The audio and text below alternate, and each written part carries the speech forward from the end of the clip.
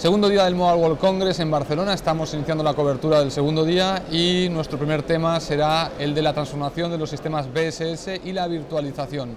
Para ello contamos con Tim de la empresa Comarch y con Robert de CSG International. Robert, Tim, thank you for being here today. First topic of the day for us here in this panel would be BSS transformation and how the NFV environment may impact these BSS systems that the operators have been, as well as OSS, transforming forever. So why don't you tell us what are you suggesting the operators to do, or what's your message when it comes to BSS and NFV at the show, if you are saying anything about on this topic? Robert, you want to start? So I would say NFV is really in the future going to become almost the Model T Ford of telecoms. So decoupling the network functions from physical network equipment will transform the economics and economies of scale for operators. Now, NFV is very strictly all about well-defined network functions. However, many of those benefits of NFV are available in virtualization to the BSS systems. Okay. So, you know, at CSG we have a number of customers, a growing number of customers who are deploying transformation projects using virtualization technology to gain those benefits of NFV. So those benefits are really threefold. Firstly is reduced costs.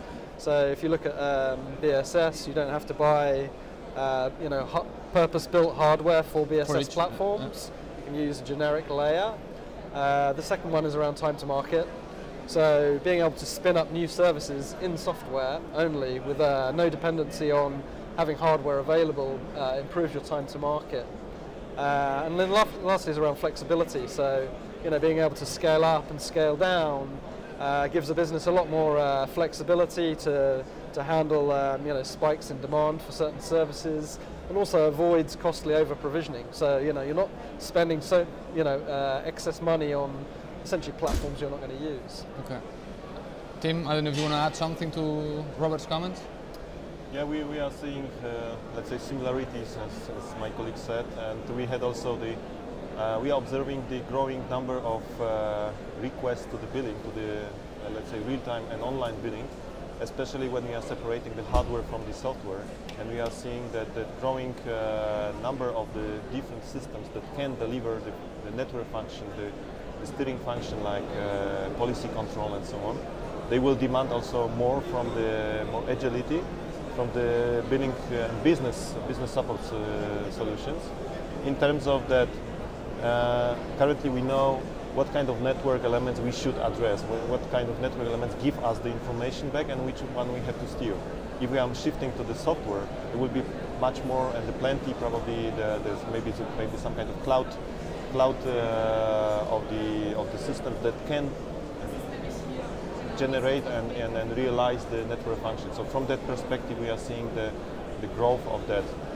The next element is that what we are also seeing, that is growing demand for the digital services, for the Internet of Things. So everything which we are separating network functions, also it's happening also on the side where we are putting into the network different kind of elements like those Internet of Things, which also in turn bring more partnerships to the telcos, and telcos will require, let's say, this business chain or the business flows will grow. So we have also addressed not only the end customers, not only the telcos, but also those partnerships which we have to also provide billing, charging and stuff, that kind of. Okay, now going again specific to NFV, how ready are your solutions in your different companies to NFV or put BSS on the NFV environment, or certain functions of the BSS systems on the NFV environment? And how do you envision the transition from the operators to go to this NFV environment on these BSS systems, given the fact that they already have systems that are not NFV, and at some point they're going to have to, usually operators don't like to throw away stuff, so they're going to try to keep their systems as much as they can. So how ready are your, first question, how ready are your companies in taking up operators to an NFV environment, their BSS systems? Second question, how do you envision that transition happening? Okay, well, let's start with you know, how have we seen it? And it's actually, you know, you say how do we see it in the future? Yeah. It's actually something we've seen already. So, okay.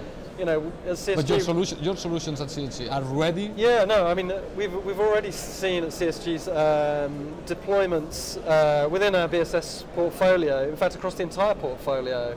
And you know, probably as you've alluded to and as you'd expect, the first functions that were virtualized and support those environments started with the network-facing functions. So in 2010 we did a group deployment for one of the largest tier 1 operators in Scandinavia, basically consolidating and replacing their legacy mediation infrastructure for 6 operating countries for fixed and mobile broadband in a centralized virtualized data center supporting basically all product lines in a single so environment. Like in a data center type of scenario? Yeah, private cloud. Yeah, private cloud, yeah.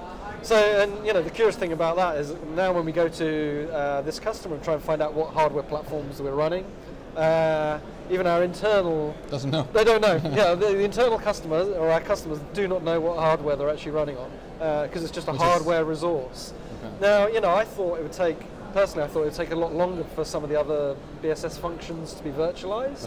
But actually in South America we have some of our largest customers in Brazil are running the wholesale business management function, so intercarrier billing, routing, roaming, on a virtualized environment. Okay. So that was a function I thought would happen a lot later, but it's actually happened very early. Okay.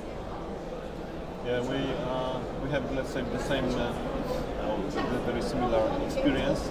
Talking about the virtualization next to this NFV, there can be 2 elements which we should address. We are addressing it now. The first of all is virtualization itself.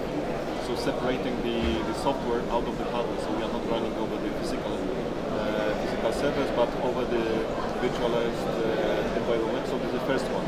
But if you virtualize, it's only the separating one. Secondly, you have to also prepare the BSS itself that can work in that environment, which you can call the private cloud or software as a service. So this is another story, which inside the application also you have to embed the functionality which can gives you to start and to create different tenants which can work more or less independently from each other. And then so we are doing the first, separating the hardware, and then inside the application. We had also this features which is we are doing for the big project for the Netherlands operator, and then we are doing the private cloud, but also together with the managed services. So this is somehow separating first of all the physical layer, which is happening since quite long time, let's say ago, and also separating inside, so making possible to run on the same platform even if it's cloudified. Different patterns. So this is also what we are doing. We are seeing the growing demand right now from the customers. So essentially you're saying one thing to conclude, kind of to give an overview on what you just said. One, NFV, the BSS systems on NFV are ready, private clouds are being built for that purpose. You're saying that's happening. Mm-hmm. And the second one, you were mentioning, I don't know if you agree with that it seems that the transition to go to NFV is happening faster than what you anticipated. Now, my question was complemented with the fact that operators have a legacy BSS system in place. And how do you see those operators that have already implemented this private cloud to run certain BSS functions already, interworking with those other BSS systems that they had not in that private cloud? Is there an issue? Is that something that it's easily solved? Is there anything that operators need to consider when they run in this hybrid environment at this point? I'm assuming in the future everything would be on NFV, but hybrid situations might be. So, I mean, in general, what we're saying is there's not a big integration effort or distinction really between working with, for example, network equipment that's virtualized versus traditional, physical networking equipment. Okay. Generally, the use of IP addresses, IP connectivity, generally kind of makes that transparent to the BSS layer. So. Okay. We haven't seen that as a challenge as yet. Then let me ask you, what other challenges are you seeing when it comes to NFV and BSS? Are you seeing any challenges at all, or it's just so smooth that we need to go to the beach and just forget about it? That's a good idea, going to the beach. Yeah, the weather's certainly good here. Doing that. Look, I mean, there are challenges with supporting virtualization and supporting network equipment that's under virtualization schemes. Certainly, with actually, from a BSS perspective, actually managing them so that they run. So if I take some of the functions of BSS that are closer to the network and run like network functions themselves. Mm-hmm. So things like the policy management that we talked about before, online mediation is another kind of function that's, when it's doing things like diameter routing, mm-hmm. almost becomes part of the network. And then you need to be able to have the capability to, if you look at the NFV standards issued by ETSI, a large part of the standards is about virtualization, the other is actually the orchestration of those environments. So that is a challenge. That's the managing, the scaling up and down of functions needs investment to support.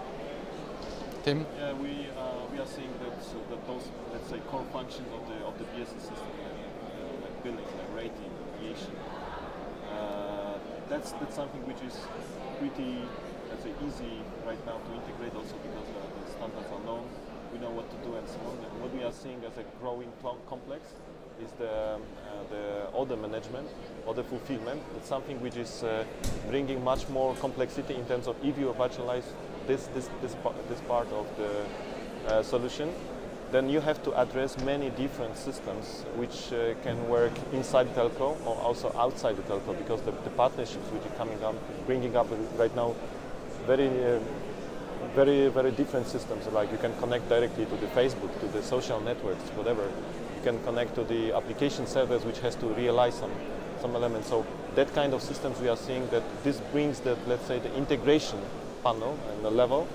And this is something which we, let's say, do as a daily business together. So this is something which we are addressing right now, and we are really not paying much more, let's say, attention to if it's virtualized or not, but it's rather if it's well defined and well exposed data. If it's exposed, is it physically hardware or is it virtualized? For us, it's, let's say, more or less transparent.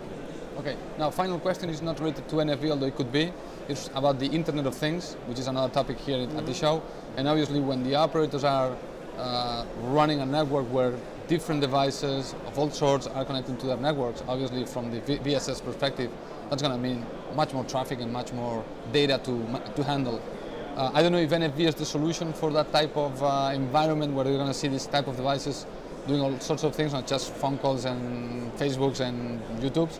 And I want to know your take on what are you seeing happening, on how the BSS instance will adapt to handle all this new traffic that is going to come from different sources. Mm-hmm. Okay, so if we take the Internet of Things and machine-to-machine traffic, I mean, we've seen amongst our customer base, a large take-up on offering those types of services. Some operators are more advanced than others. So if you take, like in South America, Telefonica has a very mature and strong offering. Quite active, and what we've seen certainly through different functions within the BSS environment.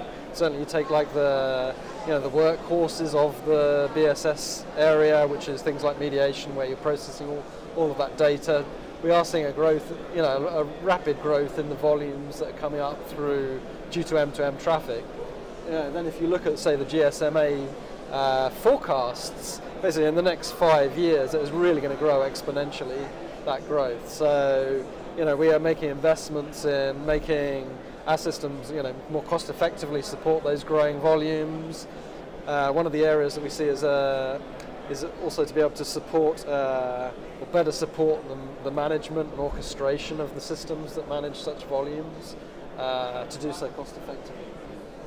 What we are seeing for IoT, we are seeing that IoT, in fact, naturally requests from the BSS side to export some kind of functions, for the billing function, rating functions, and also the inter-partnership management from the point of the relationship, product exposing, and so on.